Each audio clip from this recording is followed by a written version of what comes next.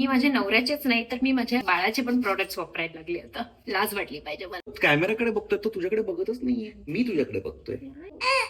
माझा मेकअप करून घेतोय जोपर्यंत रोहन रायला बघतोय. रोहनला टर्न्स घेऊन आवरायला लागणार आहे. आता कोण आलाय कंपनी द्यायला माहिती नाही, हे सगळं प्लॅनिंग काही होणार नाही, त्याला जसं पाहिजे तसं होणार आहे. ह्या पोरामुळे मला खूप डार्क सर्कल झाले जे मला आयुष्यात नव्हते. पण comes with motherhood of course.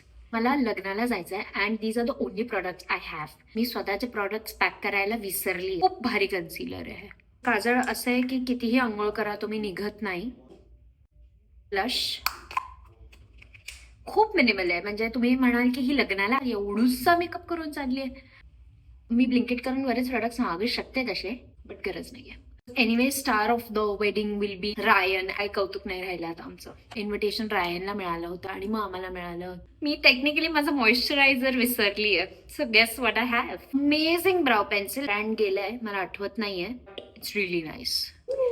Done. See 5 मिनिटाच्या आत माझा मेकअप झालाय. मी 5 मिनिटं बोलून अर्धा तास मेकअप केला. आता माझं गेट रेडी विथ मी बघायला आणि आमचा फायनल लुक बघायला उद्या नक्की या आणि फॉलो करायला विसरू नका.